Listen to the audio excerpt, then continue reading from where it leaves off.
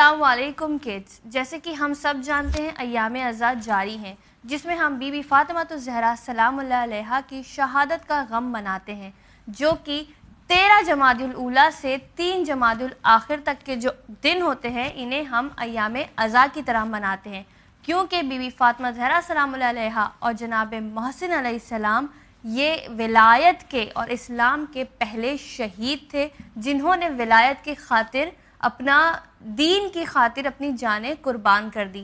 इसी से हम जानेंगे कि दीन हमारे लिए कितना इम्पॉर्टेंट है। और लेकिन उससे पहले हम स्टूडियो में मौजूद बच्चों से मुलाकात करेंगे। सलाम अलैकुम किड्स। वालेकुम अस्सलाम। अच्छा किड्स, आप हमें ये बताइए कि पहले तो आप अपना नाम बताइए, फिर मैं जानना चाहूँगी आप में से कौन जानता है बी अबी अंता व उम्मी का मतलब। ठीक है, तो चलिए पहले इंट्रोडक्शन से स्टार्ट करते हैं, फिर देखेंगे, हो सकता है जब तक आप लोग रिकलेक्ट करें कि हमने कहाँ सुना है, इसका क्या मतलब है। ओके, चलिए आप बताइए आपका नाम। My name is Syed Sakina Zahra. जी सकीना, बताइए बी अबी अंता व उम्मी सुना है आपने? नहीं। आप नहीं जानती? अच्छा चलिए आप बताएं। My name is Mirza Siddiqa Fatima. जी सिद्दीक़ा, आप जानती हैं? नहीं। ओके, आप बताइए। मेरा नाम शाहीना सैयद है। जी शाहीना, आपने सुना है बी अबी अंता व उम्मी? हाँ, पर मीनिंग नहीं पता है। मीनिंग नहीं पता आपको? ठीक है, चले हम आप लोगों को बताएंगे, पहले हम यहाँ इंट्रोडक्शन ले लेते हैं। जी आप अपना नाम बताइए। My name is Rafia Fatima Syed. जी राफिया, आप बताइए।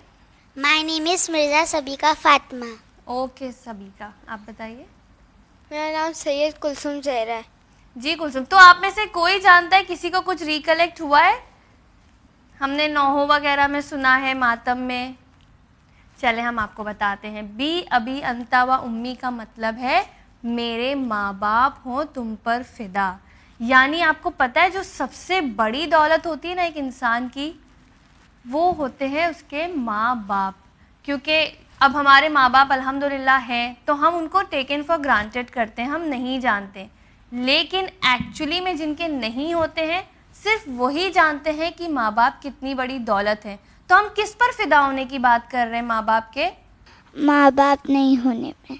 जी ठीक है, हम बात कर रहे हैं माँ बाप फिदा कर देने की, यानी माँ बाप को कुर्बान कर देने की। ये हम आपको बताना चाहेंगे कि हम कह रहे हैं इमाम ज़माना अलैहिस्सलाम के लिए कि हम अपने माँ बाप भी आप पर कुर्बान कर दें। इमाम हुसैन अलैहिस्सलाम के लिए, चारदा मासूमीन अलैहिस्सलाम के लिए, कि हम अपने माँ बाप भी आप पर कुर्बान कर दें। अब क्योंकि ये हम शहज़ादी का जिक्र कर रहे हैं, तो हम बीबी फ़ातिमा ज़हरा सलामुल्लाह अलैहा की ज़िंदगी से देखेंगे उन्होंने किस तरह से हमें दीन की अहमियत बताई। ठीक है, एक मर्तबा बीबी फ़ातिमा ज़हरा सलामुल्लाह अलैहा की आदत थी कि रसूल खुदा सल्लल्लाहु अलैहि वसल्लम जो कोई भी हदीस बयान करते, उसे वो क्या करते, लिख लेती कहीं। क्यों? क्योंकि हम सब जानते हैं राइट कि जो चीज़ हम लिख लेते हैं वो हमें ज़्यादा अच्छे से याद होती है। देखिए हमको टीचर स्कूल वगैरह में भी बोलती है 5 टाइम्स लिख के आना, 3 टाइम्स लिख के आना। क्यों हमें टीचर लिखाती है? क्योंकि वो चीज़ याद रहती है। तो बीबी फ़ातिमा ज़हरा सलामुल्लाह अलैहा जो कुछ भी रसूल खुदा की हदीस सुनती, जो कुछ भी रसूल खुदा बयान करते, उसे जॉट डाउन कर लेती, लिख लेती कि ये चीज़ बाकी रहनी चाहिए आगे। फिर हमारे बाद अगर हम अपनी बुक्स किसी को देते हैं, वो पढ़ते, तो आगे भी जनरेशन को ये मिलती रहे ये चीज़। तो उन्होंने एक बार ऐसी जनाब फ़िज़ा को दे दी, कहा कि इसे संभाल के रख दो। और फिर ऐसे जैसे हमारे साथ लेडीज़ के साथ नहीं होता है, हम रखते हैं और भूल जाते हैं। फिर बीबी ज़हरा सलामुल्लाह अलैहा ने कहा कि फ़िज़ा, वो जो मैंने आपसे कही थी, हमारी जो बुक है जिसमें हम बाबा की हदीसें वो करते हैं, नोट डाउन करते हैं, आप वो ला दीजिए। और जब बीबी फ़िज़ा ने ढूंढा तो उन्हें नहीं मिली, यानी वो बुक जो है तो गायब हो गई। अब वो मिल नहीं रही है। शहज़ादी भी ढूंढ रही हैं, बीबी फ़िज़ा भी ढूंढ रही हैं। तो शहज़ादी बहुत ज़्यादा गमगीन हो गई और बहुत परेशान हो गई। हम क्या करते हैं, स्कूल से आए, ट्यूशन से आए, बुक डाल दी। अब तो चलो स्कूल बंद है अगर हम लोगों के, तो हम क्या करते हैं, ऑनलाइन हो ख़त्म हुआ हमारा जो भी हमने लिखा और बुक वहीं पड़ी है। हम अपनी बुक्स का ध्यान रखते हैं? नहीं रखते हैं। लेकिन शहज़ादी अपनी बुक्स का बहुत ख्याल रखती हैं और वो परेशान हो गई कि नहीं मिली, हमारी बुक तो नहीं मिलती है, हाँ ठीक है आज ये बुक नहीं मिल रही, आज वो पढ़ाई कर लेते हैं। हम इतने ज़्यादा केयरलेस होते हैं। बट हम लोगों को अपनी बुक्स को बहुत ज़्यादा संभाल के रखना चाहिए, क्योंकि ये इल्म हासिल करते हैं हम इस चीज़ से। खैर, अब जो है तो किताब नहीं मिल रही है। दोनों शहज़ादियाँ बीबी फ़ातिमा ज़हरा सलाम अलैहा और बीबी फ़िज़ा दोनों ढूंढ रहे हैं इस बुक को, लेकिन नहीं मिल रही। तब बीबी फ़ातिमा ज़हरा सलाम अलैहा ने कहा, फ़िज़ा ढूंढिए उस किताब को, क्योंकि ये किताब जो है मेरे लिए मेरे बच्चों से ज़्यादा इम्पॉर्टेंट है। अब आप सोच सकते हैं, कोई माँ कह रही है कि बच्चों से ज़्यादा इम्पॉर्टेंट है। जैसे बच्चों के लिए उनके सबसे बड़ी दौलत उनके माँ बाप होते हैं, वैसे एक माँ के लिए उनकी सबसे बड़ी दौलत उनके बच्चे होते हैं। लेकिन रसूल खुदा सल्लल्लाहु अलैहि वसल्लम क्या बताते थे? हदीसें बताते थे, यानी उनकी जो हदीसें हैं वो दीन हैं। कई बार कुरान की हमें जो है तो आयतें बताते थे, कुरान की आयतें दीन हैं, यानी उस बुक में इतनी ज़्यादा इम्पॉर्टेंट चीज़ें थी। वो इम्पॉर्टेंट चीज़ें क्या थी? वो चीज़ें दीन थी। जो दीन जो है वो उनके लिए सबसे ज़्यादा इम्पॉर्टेंट है। अब आप सोचेंगे कि शहज़ादी ऐसे कैसे कह सकती हैं? इसका हम लोगों ने नमूना, इसका एग्जाम्पल हमने करबला के मैदान में देखा कि जब दीन पर बात आई तो इमाम हुसैन ने बच्चे कुर्बान कर दिए। यानी इस चीज़ से क्या साबित होता है कि हमारा जो दीन है सबसे ज़्यादा इम्पॉर्टेंट, यानी आप समझ सकते हैं कि ये ईमान कितनी इम्पॉर्टेंट चीज़ है जो हमें संभाल के रखना है। कि कई बार हम अपने इस तरह से जुमले कह रहे हैं कि हमारे माँ बाप फ़िदा हो जाएं या हमारे बच्चों से ज़्यादा इम्पॉर्टेंट ये चीज़ है, तो हमें जो सबसे ज़्यादा टॉप प्रायोरिटी है वो क्या है? हमारा ईमान। क्योंकि आज के ज़माने में ईमान खो देना, दीन खो देना बहुत आसान है। हम कितने ऐसे देखते हैं कि जो है तो वो पैदाइश उनकी किसी और मज़हब पे होती है, लेकिन वो बड़े होते होते दुनिया में इस कदर मुलव्विस हो जाते हैं, दुनिया में इस तरह से डूब जाते हैं कि वो अपने दीन ईमान को भूल जाते हैं। और फिर ऐसे लोगों के साथ क्या होता है? जो स्पिरिचुअल नहीं होते हैं, जिनके पास फेथ नहीं होता है, they are depressed in life, क्योंकि वो एक सुप्रीम पावर में यकीन ही नहीं रखते कि इनके हालात बदलेंगे, इनकी मुश्किलें आसान होंगी। तो यानी हमारा दीन हमको दुनिया में भी मदद करता है कि हमें होपलेस होने नहीं देता। क्यों? क्योंकि हम जानते हैं अल्लाह हमारी हालत देख रहा है, अल्लाह हमारी हालत को पलट देगा। प्लस ये हमारे लिए हर चीज़ से ज़्यादा इम्पॉर्टेंट है। राइट? आप लोग को समझ में आया? यस। तो सबसे पहले आप हमें बताइए कि बीबी फ़ातिमा ज़हरा सलाम अलैहा रसूल खुदा सल्लल्लाहु अलैहि वसल्लम की हदीसें क्या करती थी? सुनती थी खाली? क्या करती थी? जी आप बताइए कुलसुम। वो है ना, उनकी हदीसें एक नोटबुक में नोट डाउन कर हाँ, देती क्यों थी, करती थी वो नोट डाउन?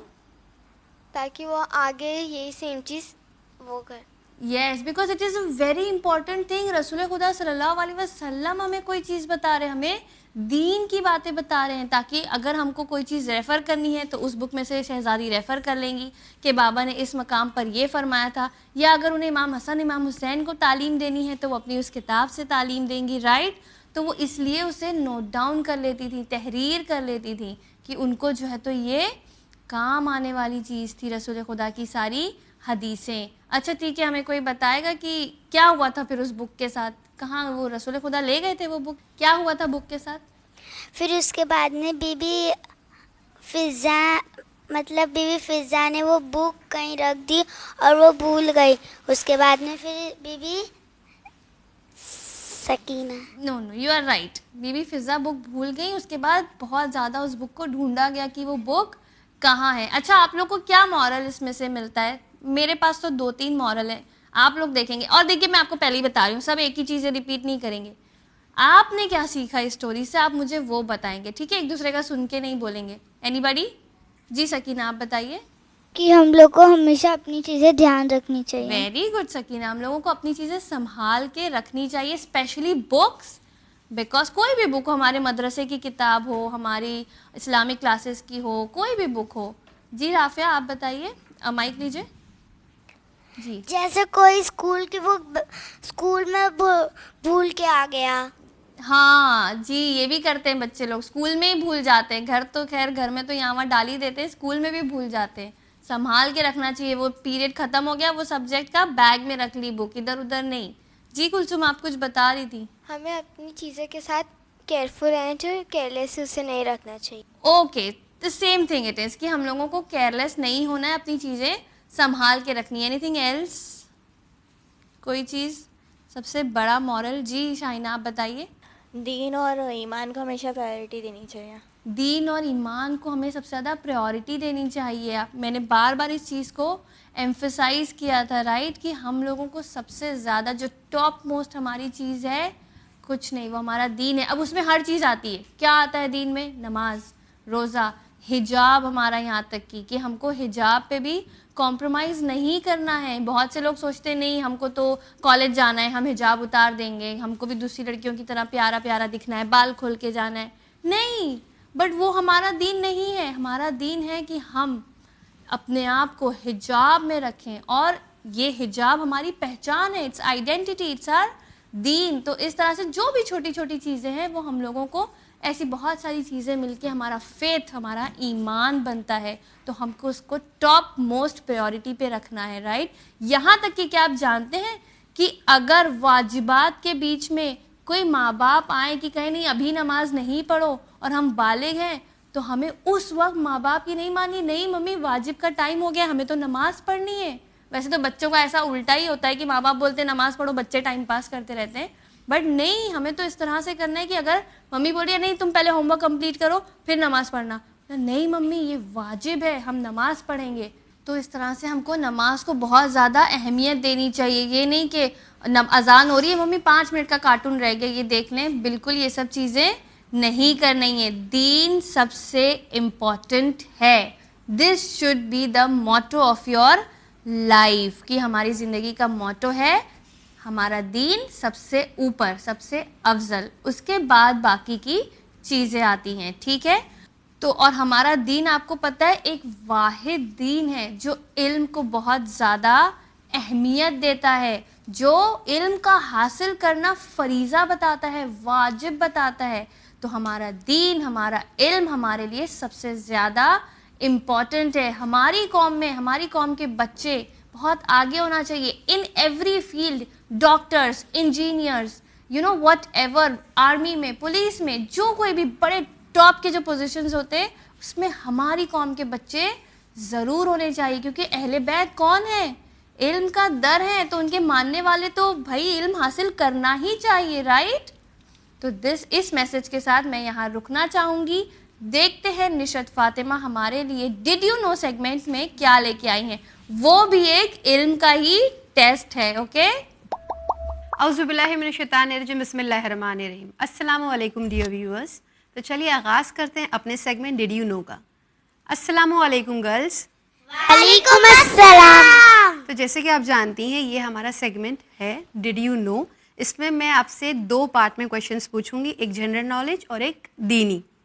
आपकी टीम को मैं 2 पार्ट्स में डिवाइड कर रही हूँ, team A and team B, okay. तो all the best both of the team. तो पहले हम स्टार्ट करते हैं जनरल नॉलेज। तो जनरल नॉलेज का मेरा फर्स्ट क्वेश्चन है, इट्स काफ़ी बहुत इंटरेस्टिंग है। Who was the first Indian to win gold in Olympic Games? Olympic Games में जो पार्टिसिपेंट थे इंडियन थे जिन्होंने फर्स्ट गोल्ड मेडल जीता है। Team A, any try? No? Okay, I am passing this question to team B. Team B, you want to try? No? आपको sports में दिलचस्पी नहीं है? आपको है? ओके, बताइए। Run sports, jumping sports. Okay, I like these sports. you like the sports.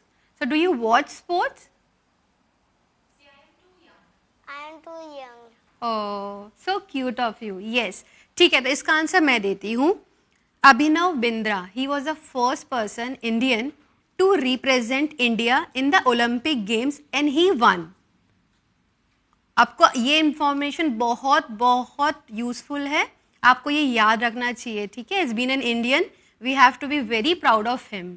Yes. Okay, so team A के तो पॉइंट्स गए, अब हम ट्राई करते हैं टीम बी के साथ। Which country started Olympic games?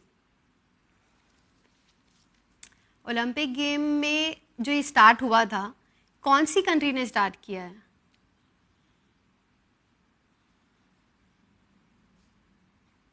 Team B pass? Any clues? You want any clues? I don't know. Okay, ठीक है, तो आप टीम ए और टीम बी दोनों इक्वल हो जाएगी, 0-0 पॉइंट्स, ठीक है। टीम ए आपको ट्राई करना है? नो, ठीक है. It's Greece. Greece started Olympic games in the year 1896. 1896 में ओलंपिक गेम स्टार्ट हुआ है.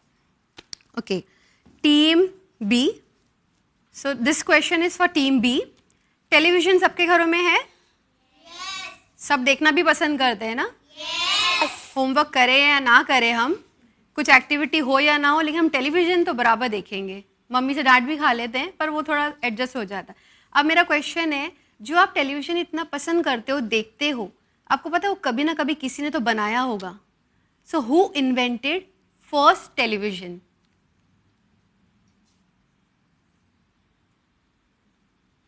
You will have to work on GK. Any try?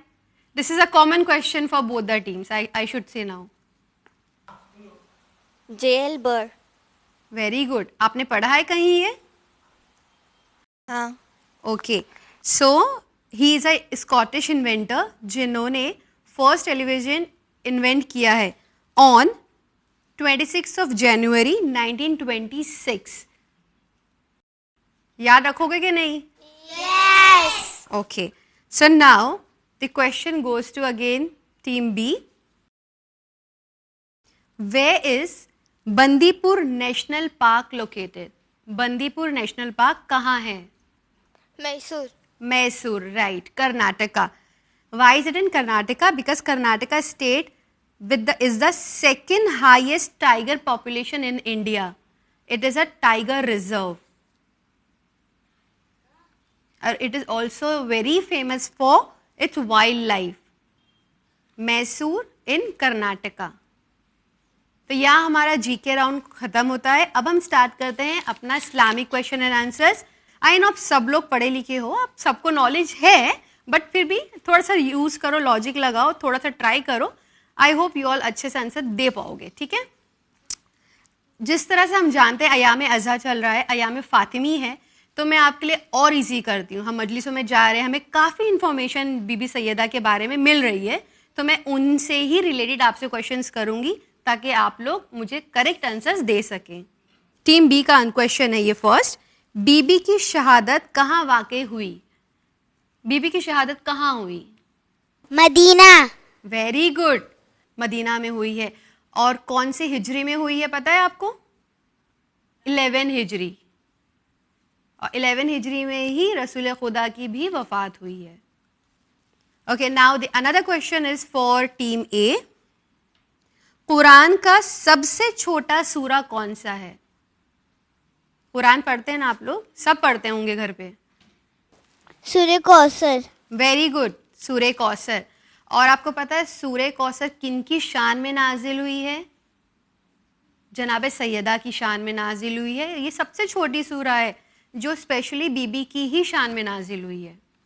अच्छा, दोनों टीम में से मुझे कोई बता सकता है, अगर किसी को सूरे कौसर बाय हार्ट आती हो तो पढ़ के सुना सकता है? वो सबको आती है? ठीक है, ये सबसे छोटी हैं तो चांस इनको देते हैं. आप पढ़ेंगी? बिस्मिल्लाहिर्रहमानिर्रहीम. इन्ना आतैना कल कौसर फसल्ली रब्बिका वनहर इन्ना शानियका हुवल अब्तर. लानल्लाहु कत्लकाया फातिमत ज़हरा अल्लाहुम्मलन कतर अमीरुल मोमिनीन या फरजंदे ज़हरा अद्रिकनी या साहिबो ज़मान अद्रिकनी. चलिए, बहुत अच्छी पढ़ी आपने. सब सलवात कर पढ़ लिए मिलके एक बार.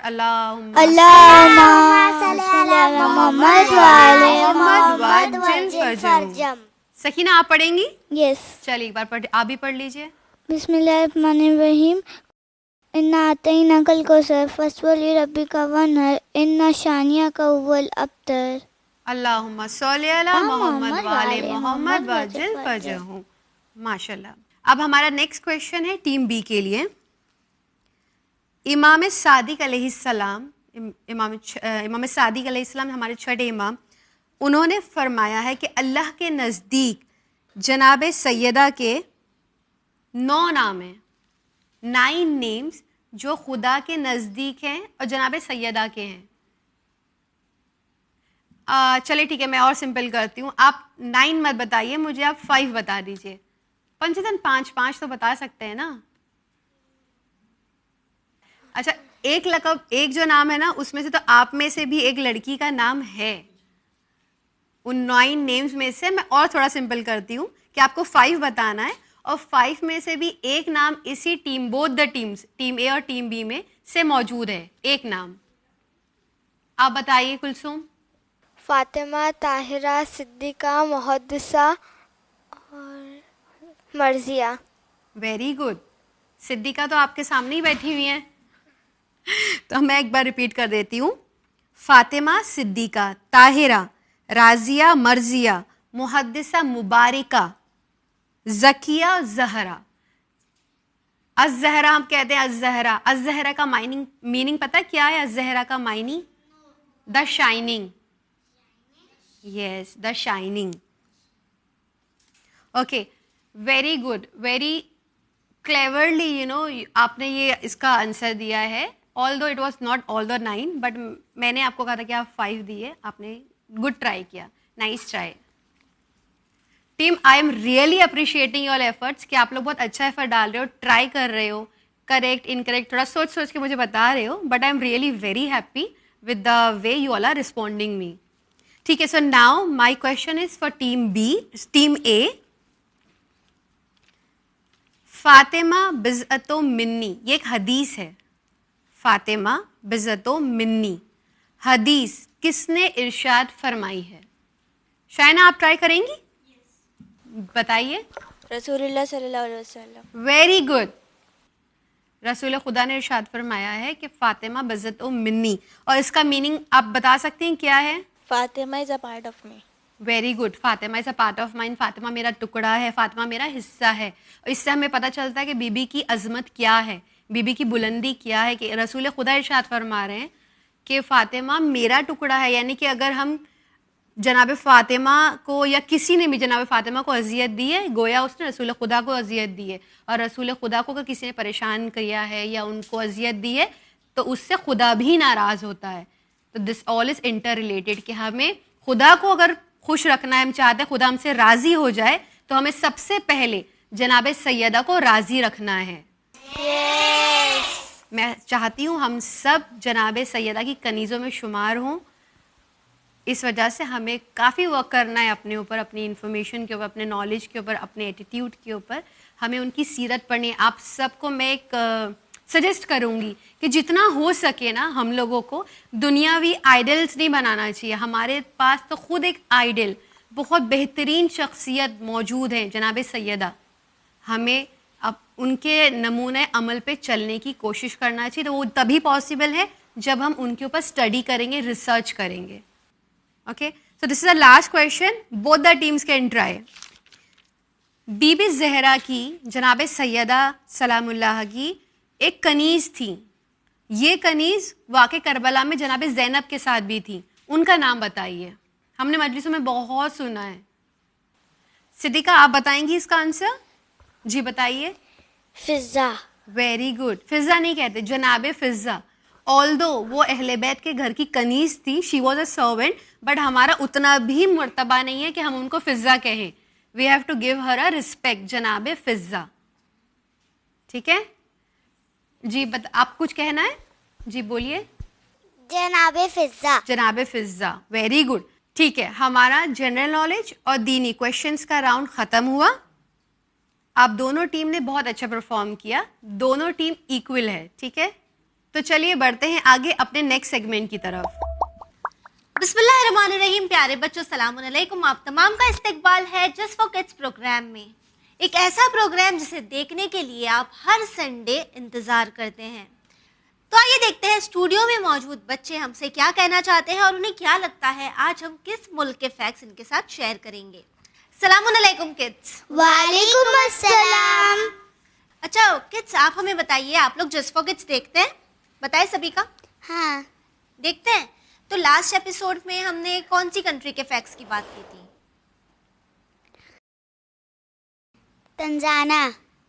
तंजानिया की बात की थी। शायना आप बता सकते हैं कि हमने तंजानिया की बात की थी, तो तंजानिया किस कॉन्टिनेंट का हिस्सा है? अफ्रीका। राइट, तंजानिया हिस्सा है अफ्रीकन कॉन्टिनेंट का।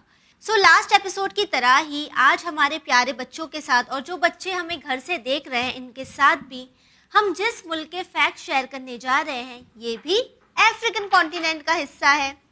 और ये एक ऐसा मुल्क है जो अपनी वाइल्ड लाइफ के लिए, अपनी खूबसूरती के लिए, अपने ट्राइब्स के लिए, अपने माउंटेन के लिए जाना जाता है। एक ऐसा मुल्क जिसे अपना नाम यहीं के मौजूद माउंटेन से मिला है और ये माउंटेन अफ्रीका का सेकंड हाईएस्ट माउंटेन है। आप जानते हैं कौन सी कंट्री है? हम किस कंट्री की बात कर रहे हैं? No no. हम बात कर रहे हैं केन्या की। केन्या ईस्ट अफ्रीका की एक कंट्री है जो अपनी वाइल्ड लाइफ के लिए जानी जाती है और केन्या को अपना नाम माउंट केन्या से मिला है जो कि अफ्रीकन कॉन्टिनेंट का सेकंड हाईएस्ट माउंटेन है। अच्छा, अगर हम बात करें कि केन्या अपनी बॉर्डर्स किन कंट्रीज के साथ शेयर करता है तो एक बात तो ऑब्वियस है, क्योंकि ये अफ्रीकन कॉन्टिनेंट में है तो ये अपनी सरहदें अफ्रीकन कंट्रीज के साथ शेयर करता है, जिनमें से एक कंट्री कौन सी कंट्री हो सकती है? Tanzania. Tanzania, very good, because Tanzania भी ईस्ट अफ्रीका का ही हिस्सा है। तंजानिया के अलावा इथोपिया, सोमालिया, सूडान, कॉन्गो, ये सारी जो अफ्रीकन रियासतें हैं इसके साथ ये कंट्री केन्या अपनी बॉर्डर्स, अपनी सरहदें शेयर करती हैं।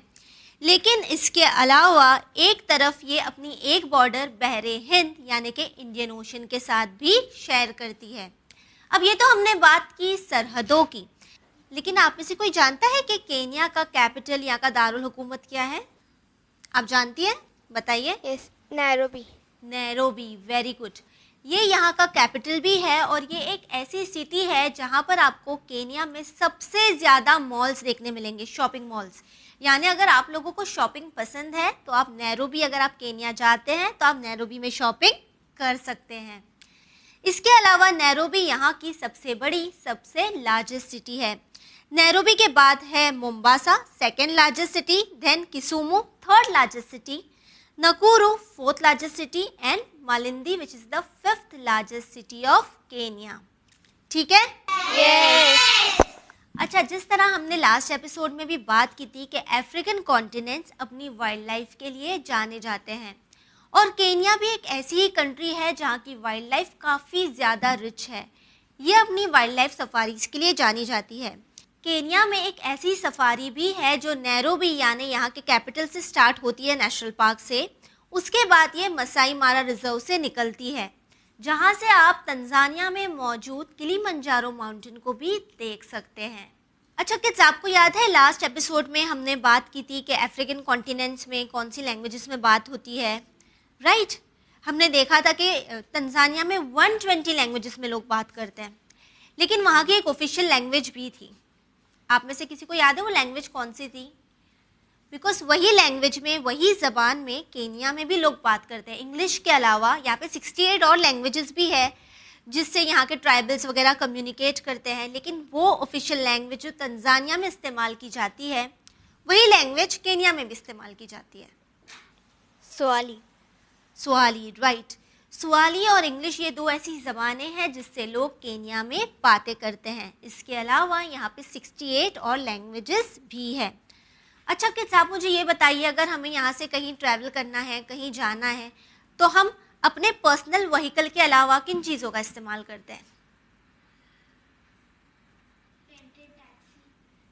ट्रेन।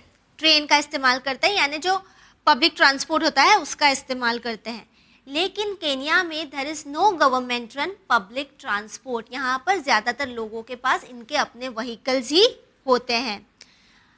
और इस बात से आज के हम तमाम वाकिफ़ है कि दुनिया में पानी को लेकर कितना मसला चल रहा है। पानी की किल्लत के बारे में हम तमाम जानते हैं, हमें स्कूल में भी पढ़ाया जाता है। हम चैनल विन पे भी काफ़ी बार बातें करते हैं कि पानी को बर्बाद जी नहीं करना चाहिए। और इसी तरह जो फ्रेश वाटर है वो काफ़ी ज़्यादा हमारी दुनिया में अब कम है। लेकिन दुनिया का दूसरा सबसे बड़ा जो फ्रेश वाटर लेक है ये केन्या में मौजूद है।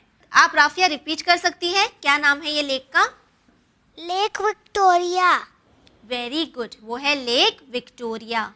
और केन्या इस लेक को युगांडा और तंजानिया के साथ शेयर करता है। अच्छा, जिस तरह हमने बात की यहाँ के लेक्स की, तो केन्या में काफ़ी सारे वाटरफॉल्स भी मौजूद है और यहाँ पे जो सबसे ज़्यादा इलेक्ट्रिक सप्लाई है ये हाइड्रो इलेक्ट्रिसिटी के ज़रिए ही दी जाती है। ओके? केन्या की जो आबादी है उसका बड़ा हिस्सा, तकरीबन 70% लोग केन्या में एग्रीकल्चर करना पसंद करते हैं और केन्या की एक चीज़ दुनिया भर में काफ़ी ज़्यादा मशहूर भी है और ये केन्या से दुनिया भर में सबसे ज़्यादा एक्सपोर्ट भी होती है। आई एम श्योर आप में से भी काफ़ी लोग होंगे जो इसे पीना पसंद करते हैं। हम सुबह उठकर इसे पीते हैं। यहाँ ये कौन सी चीज़ है जो हमें फ्रेश कर देती है? पानी, वाटर। ओके, वाटर बहुत इम्पॉर्टेंट है, लेकिन इसके अलावा कॉफ़ी। Very good. केन्या अपनी कॉफ़ी के लिए जाना जाता है और केन्या से दुनिया भर में कॉफ़ी एक्सपोर्ट भी होती है। इसके अलावा केन्या जाना जाता है अपने फ्लास के लिए और यहाँ की जो इनकम है, यहाँ पे जो कंट्री प्रॉफिट कमाती है उसका बड़ा हिस्सा आता है टूरिस्ट के ज़रिए। यानी वो लोग जो केन्या में घूमने आते हैं, जो वाइल्ड लाइफ पसंद करते हैं, जो केन्या में आकर यहाँ के नेशनल पार्क वगैरह को विज़िट करते हैं। नेशनल पार्क्स किस तरह के होते हैं ये हमने तंजानिया वाले एपिसोड में डिस्कस किया था, तो आज हम उस पर बात नहीं करेंगे। अब हम बात करेंगे पढ़ाई पर। आप मुझे ये बताइए कि किड्स का एजुकेशन कितना इम्पोर्टेंट होता है? पढ़ाई क्यों ज़रूरी है? ताकि हम लोग हेल्दी हों और जब हम लोग बड़े होकर दूसरे क्लास में जाएं तो सब लोग हमको बुद्धू ना समझे। बिल्कुल ठीक। अगर हम पढ़ाई नहीं करेंगे तो हमें चीज़ें पता नहीं होंगी, फिर लोग हमें बुद्धू समझेंगे। वैसे व्यूअर्स एक तरह से सही ही है, लेकिन पढ़ाई क्यों ज़रूरी है? हमारे जो बड़े बच्चे हैं स्टूडियो में मौजूद, उनमें से अगर कोई बताना चाहे। हमारे फ्यूचर के लिए एजुकेशन बहुत ज़्यादा इम्पोर्टेंट है। हमारे फ्यूचर के लिए एजुकेशन, तालीम बहुत ज़्यादा ज़रूरी है। और ये एजुकेशन हमें कहाँ से मिलता है शायना? स्कूल। राइट, हम जाते हैं स्कूल्स। लेकिन आपको जानकर हैरत होगी कि स्कूल जहाँ हम तालीम लेने के लिए जाते हैं, और हम अक्सर बात करते हैं ना कि एजुकेशन कितना एक्सपेंसिव हो गया है, तो वहीं अगर हम केन्या पे नज़र डालें तो यहाँ पर बच्चों के लिए एजुकेशन, स्कूल इज़ फ्री। यानी एक पर्टिकुलर क्लास तक यहाँ पर जो बच्चे हैं वो स्कूल जा सकते हैं बगैर किसी भी तरह के पैसे दिए, बगैर किसी भी फीस के। अभी किड्स ये भी आपने देखा होगा कि जिस कंट्री की वाइल्ड लाइफ वगैरह काफ़ी अच्छी होती है, वहाँ पे कुछ लोग ऐसे होते हैं जो इल्लीगली एनिमल्स को हंट करने की कोशिश करते हैं, इनका शिकार करते हैं। लेकिन केन्या में अगर किसी ने एनिमल की हंटिंग की, इनका शिकार किया, प्रोटेक्टेड एनिमल्स की, तो ये इल्लीगल माना जा सकता है, इल्लीगल माना जाता है और इनके खिलाफ कार्रवाई भी होती है। अच्छा, आपसे अगर मैं ये कहूँ कि आपको एक ऐसे रास्ते पर जाना हो जहाँ पर बहुत शोर हो, बहुत ट्रैफिक हो, तो आपको अच्छा लगेगा? नहीं ना? तो अगर आप केन्या जाएंगे तो आपको लामो आइलैंड ज़रूर विजिट करना चाहिए, बिकॉज ये एक ऐसा आइलैंड है जो ट्रैफिक फ्री है, जो कार फ्री है। यानी आप यहाँ पर बगैर किसी आवाज़ के नेचर को एंजॉय कर कर घूम सकते हैं। तो ये सारे फैक्ट्स जो हमने आपके साथ शेयर किए, ये आपको याद रहेंगे? यस। किड्स, वैसे आप तमाम को एनिमल्स वगैरह देखना काफ़ी पसंद होगा, राइट? यस। तो जैसे हमने हमारे सेगमेंट के स्टार्टिंग में बात की थी कि केन्या अपनी वाइल्ड लाइफ के लिए जाना जाता है, केन्या एक और चीज़ के लिए जाना जाता है, खासकर मसाई मारा एक चीज़ के लिए जाना जाता है, जो कि है विल्ड बीस्ट और ज़ीब्रास के माइग्रेशन के लिए। यानी तंजानिया में मौजूद सेरेंगेटी पार्क से जो विल्ड बीस्ट और ज़ीब्रास चलते हैं तकरीबन 1 मिलियन की तादाद में, तो हम अंदाज़ा लगा सकते हैं ना कि जानवर का कितना बड़ा हुजूम होगा। ये तंजानिया से जो चलना शुरू करते हैं, ये चल कर माइग्रेट कर कर मसाई मारा आते हैं, जो कि केन्या में है। और जो लोग सफारी वगैरह पर जाना पसंद करते हैं वो ये माइग्रेशन को देख सकते हैं। It is one of the most beautiful scenes. So ये याद रहेगा आपको? व्यूअर्स, हम उम्मीद करते हैं कि घर बैठे बच्चों के भी नॉलेज में काफ़ी इजाफा हुआ होगा। आपकी राय, आपके रिस्पॉन्सेस हमारे लिए काफ़ी अहम है। आप इन्हें लिख भेज सकते हैं winislam@gmail.com पर। इसी के साथ हमें दीजिए इजाज़त, पर बने रहिए चैनल विन के साथ। पैगाम इंसानियत। शुक्रिया। you